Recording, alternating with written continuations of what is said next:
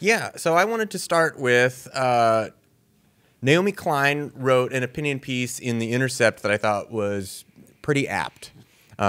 She says it's titled "How the Transformative Power of Solidarity Will Beat Trump," and it's really a lot about how Bernie's campaign is a campaign about revolutionary coalitions, right? It's about bringing people together on policy positions to say, this is what we want to have happen, and whoever gets elected, that group of people will continue to work as a group to have solidarity and say, these are the things we want.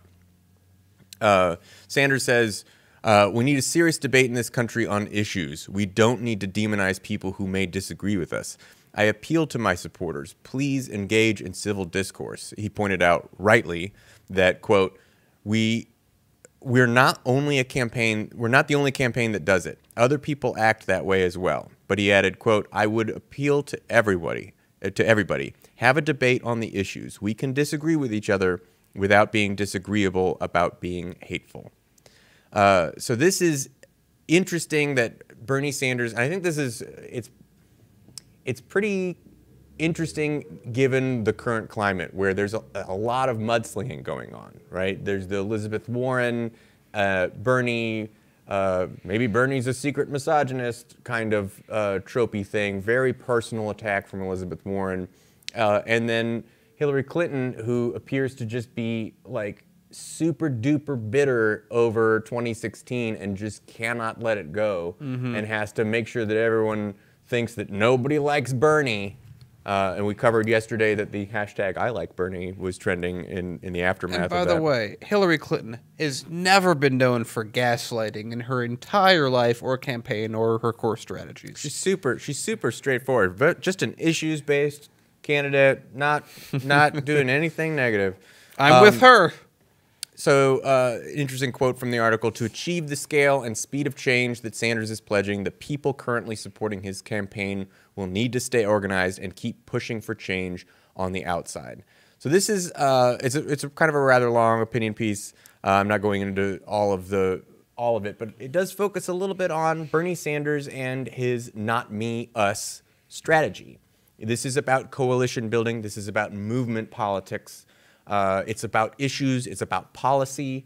It is not about personal attacks. We need to remove this idea of, like, if we can just, like, find the right thing that takes down our political opponents, we'll win.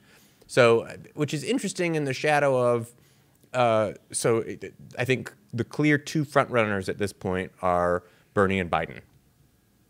And on some level, there are progressives. We were talking about this a little bit before the show. You have a few people who really wish Bernie would take the claws out more. Yeah. Right? And attack Joe Biden on his policy and the things that he supported more vociferously. And he has done that. He's pointed out Joe Biden's lack of, or actually Joe Biden's support for repealing Social Security or diminishing Social Security and Medicare and Medicaid in the past. Things like busing, things like his support for the Iraq War, all of these type of things, they all revolve around policy. They aren't personal attacks. They're policy positions. Hey, this is how I voted on the Iraq War, and Joe Biden is trying to rewrite history and tell everyone that he didn't vote the way he actually voted.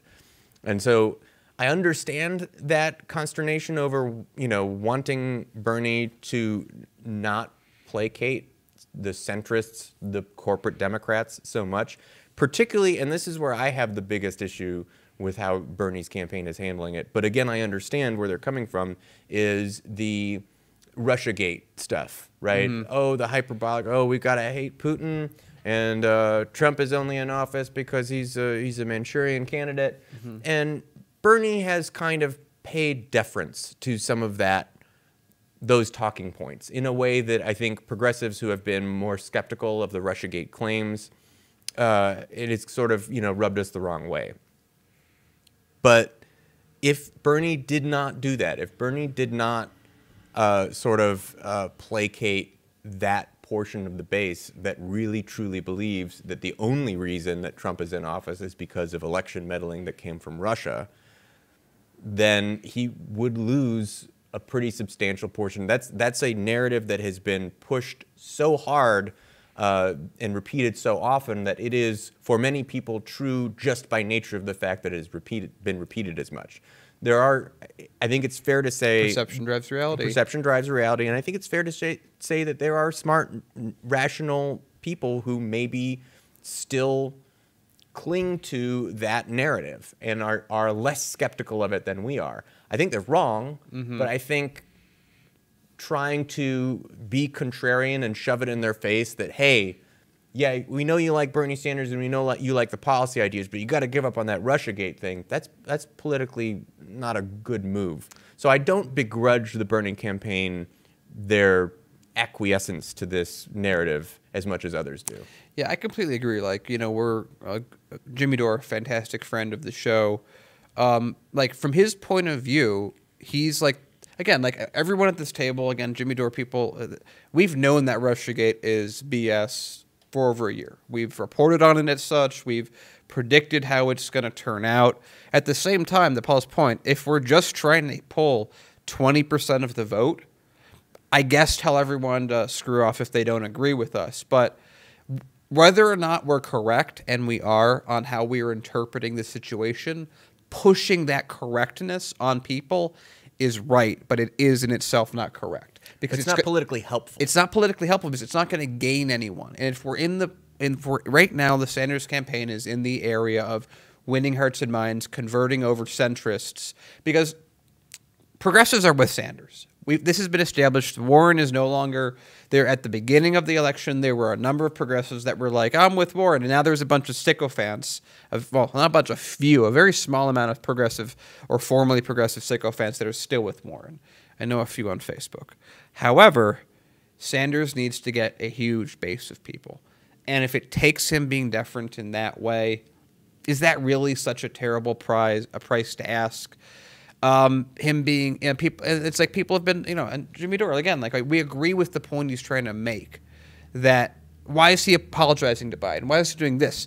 Because he has the highest approval rating of anyone running. And like you say, like, well, can't he act more like Tulsi Gabbard, who we personally, again, we've said on the show a dozen times, 100 times, Tulsi Gabbard has the strongest backbone and is the most willing to say the correct thing, even if it's not at the most ideal time, because she is true to her.